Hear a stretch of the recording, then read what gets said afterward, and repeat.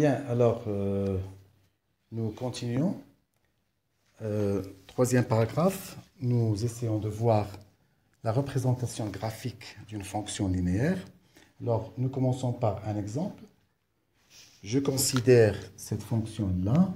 Alors, considérons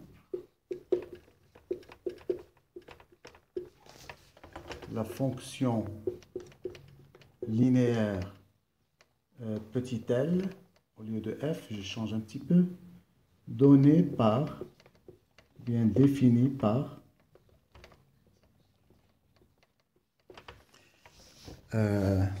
L donne à x comme image 2x, ou bien L de x égale 2x. Alors, j'ai représenté ce petit tableau ici avec des antécédents et leurs images. Alors, bien sûr, dans toute fonction linéaire, l'image de 0, c'est 0. Donc, L de 0, c'est 0. L de moins 1, je multiplie moins 1 par 2, ça me donne moins 2. L de moins 2, ça va me donner 2 fois moins 2, moins 4. L, par exemple, de moins 15, c'est 2 fois moins 15, moins 30, etc. Je peux revenir en arrière et prendre n'importe quel nombre réel. Ici, j'ai marqué seulement quelques nombres entiers, mais je pourrais faire ceci pour n'importe quel nombre. Je pourrais, par exemple, prendre moins 1,3, ou bien moins racine de 5, ou bien n'importe quel nombre réel, qu'il soit rationnel ou irrationnel. Même chose ici à droite pour les nombres positifs. Alors, l'image de 1, c'est 1 fois 2, ça fait 2. L'image de 2, 2 fois 2, 4. L'image de 15, c'est 30, et ainsi de suite. Donc là, pourquoi j'ai fait ce tableau? Rien que pour dire qu'une fonction linéaire est intimement liée à la situation de proportionnalité. Donc là, nous voyons bien que si c'est la propriété que nous avons vue, f de x sur x égale la constante qui est le coefficient. Alors, quel est le coefficient ici? Pour descendre des cases d'en haut vers les cases d'en bas, je multiplie par 2, qui est également le coefficient de la fonction linéaire. C'est à la fois le coefficient de proportionnalité et le coefficient de la fonction linéaire. Donc, on voit ça, c'est vrai même pour 0, mais lorsque je veux diviser l'image par l'antécédent, je ne prends jamais 0 sur 0. Mais pour les autres, moins 4 divisé par moins 2, ça va me donner 2. Même chose, moins 2 divisé par moins 1. Même chose, 1 divisé par 2. 15 divisé par 30, 30 divisé par 15. Donc, qu'est-ce que j'ai mis ici? Alors, je rectifie. Donc, je prends la case d'en bas et je la divise par la case d'en haut. Donc, l'image divisée par l'antécédent. Donc, ici, 2 divisé par 1, 4 divisé par 2, 30 divisé par 15, et ainsi de suite. Tout cela, tous ces rapports sont égaux, et sont égaux au coefficient de proportionnalité qui est 2, et qui est également le coefficient de la fonction linéaire. D'accord? C'est bon. Alors, moyennant ceci, alors qu'est-ce que je vais faire? Eh bien, je vais essayer de transformer ce tableau en un début de représentation graphique. Alors, par exemple, bien sûr, on a toujours 0, 0 qui va me donner le point d'abscisse 0 et d'ordonnée 0. Alors, l'abscisse, je la prends de la case d'en haut et l'ordonnée de la case d'en bas. Alors, celui-ci va me donner le point moins 1, moins 2. Celui-là, par exemple, il va me donner le point de coordonnées de 4, et ainsi de suite. Donc, pour ma représentation, je ne vais pas aller trop loin, je ne vais pas prendre 15, 30, mais je vais prendre, par exemple, ces 4 nombres, 4 ou 5. Alors, ici, j'ai 1, 2. Ici, j'ai moins 2, moins 4. Alors, tous ces points-là, je pourrais les appeler. Celui-là, c'est O, bien sûr. C'est l'origine de la représentation graphique. sur un repère orthonormé. Et ces points-là, je pourrais les appeler, par exemple, ici A, ici B, ici C, ici D, par exemple. Alors, je vais effectuer cette représentation sur un graphique, c'est-à-dire je vais utiliser un repère du plan orthonormé que vous connaissez très bien. Donc, j'arrête un petit moment de la vidéo pour dessiner et on revient. Bien, alors, retour. Alors, j'ai dessiné un repère à peu près orthonormé sur lequel je vais faire une représentation graphique de la fonction petit l linéaire qu'on vient de représenter sur le tableau de tout à l'heure. Alors, j'ai un peu changé le nom des points. J'ai gardé A et B. Et ici, au lieu de mettre C et D, j'ai mis A' et B'. Alors, d'abord, le point O. Quelles sont ses coordonnées? C'est l'origine. C'est donc 0, 0. C'est connu. 0, 0. Est-ce qu'il appartient à cette représentation graphique? Oui, nous l'avons vu sur le tableau. Le point A, il a pour abscisse 1 ici. Alors, c'est 1. Donc, j'ai ici 1. Il a pour ordonnée l'image par L de 1. Alors, qu'est-ce que c'est que L de 1? C'est 2 fois 1, c'est 2. Nous l'avons vu sur le tableau.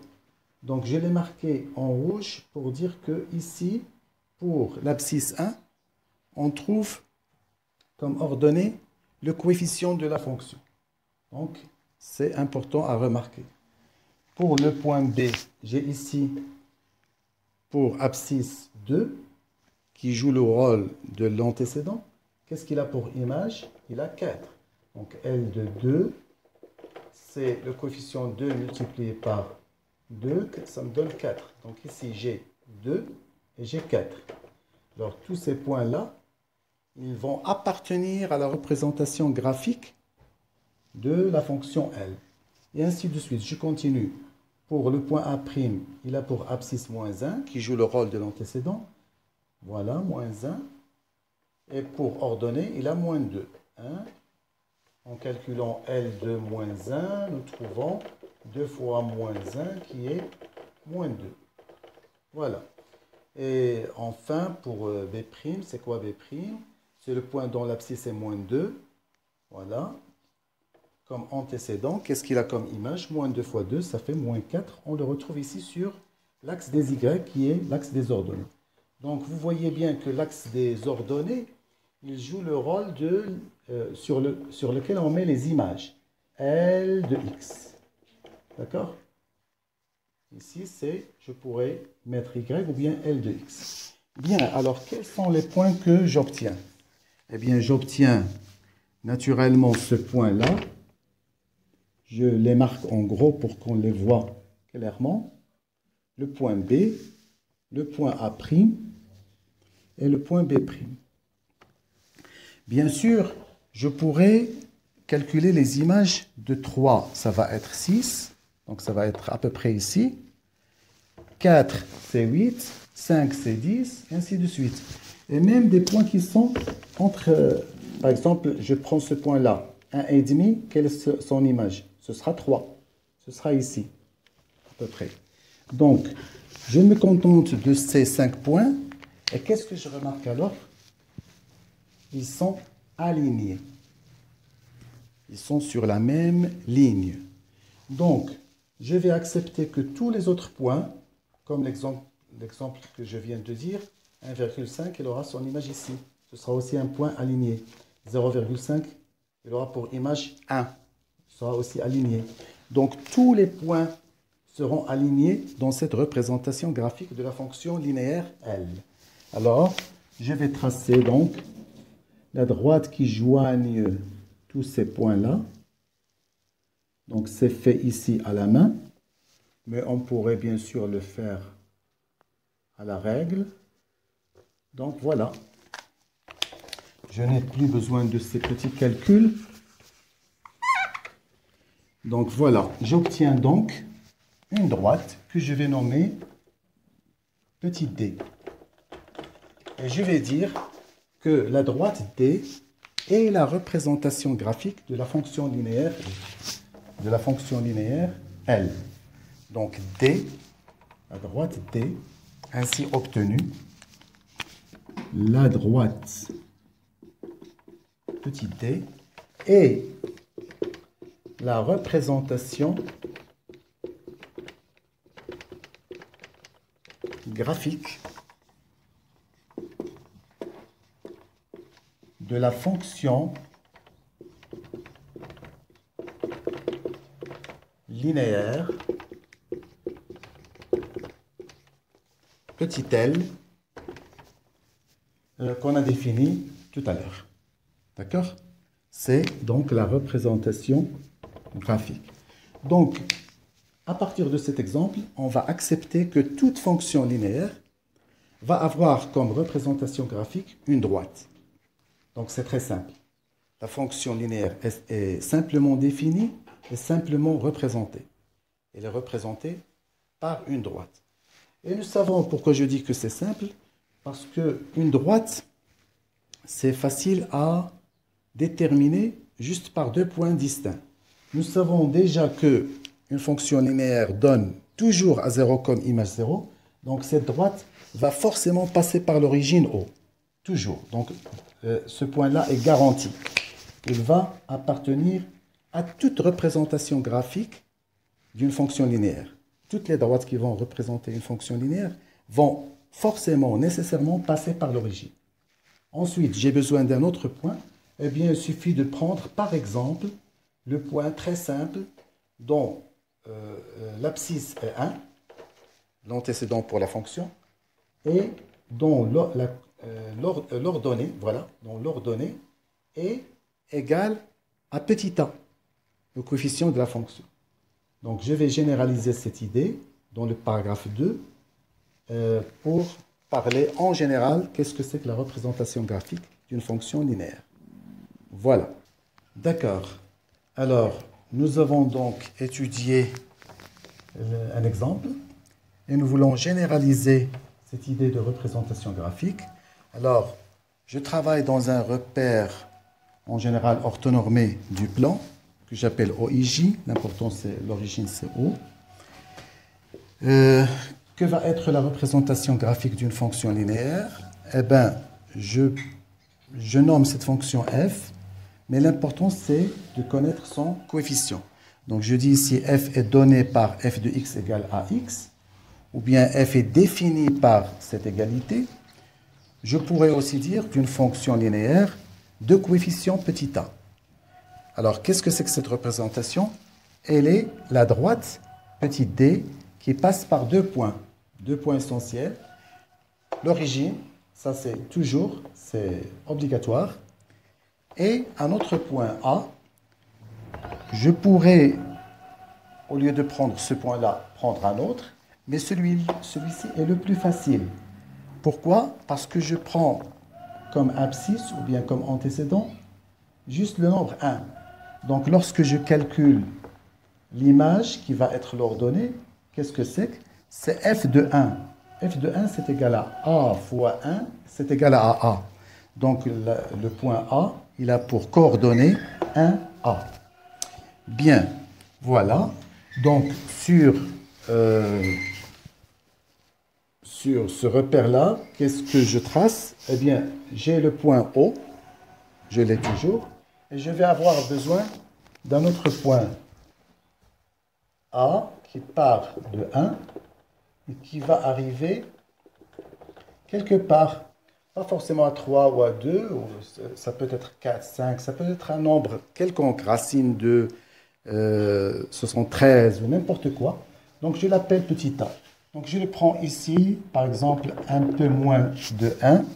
Voici mon nombre A. Et voici mon point A, dont l'abscisse est 1 et dont l'ordonnée est le coefficient petit a. Voilà, j'ai ma droite. Parce que j'en ai deux points, c'est suffisant, je peux la tracer. La voici. Voilà. Voici D. C'est la représentation graphique de cette fonction-là. Mais attention, là, j'ai supposé une chose sans le dire. J'ai dit A ici. Donc, A ici, c'est un nombre positif. Je pourrais avoir, comme vous le savez, dans le coefficient un nombre négatif. Eh bien, si le nombre est négatif, tout simplement, il ne se placera pas ici. Il va se placer quelque part ici, en dessous, dans la partie négative de l'axe des Y. Donc, dans ce cas-là, je suppose ici, dans le cas où A est positif, dans le cas où A est négatif, je suppose par exemple que mon nombre A est cette fois ici. Voilà. Alors je viens d'où? Je viens toujours de l'abscisse 1. Et je rencontre ici avec A. Et j'ai mon point ici que je vais appeler par exemple K, pas seulement A ou A'. Donc j'ai ici ma droite qui est comme ça. Elle va être dans le deuxième cadran et le quatrième cadran. Nous savons que dans un repère, on appelle ça premier cadran, deuxième, troisième et quatrième. Donc, dans le cas où A est négatif, ma représentation graphique, à droite D, que je vais appeler cette fois delta, sera comme ça. D'accord? Donc, ma représentation graphique, soit elle est comme ça, lorsque le coefficient de la fonction est positif, soit elle est comme ça, lorsque le coefficient est négatif. Coefficient positif, elle va être dans le premier cadran et le troisième. Coefficient négatif, elle va être dans le deuxième et le quatrième. Voilà. Alors, il y a une question là que je vous pose. Est-ce que pour une fonction linéaire, le coefficient peut être nul? Parce que là, j'ai marqué strictement positif, strictement négatif. Alors, réfléchissez-y. Réfléchissez dessus. Voilà. Salut.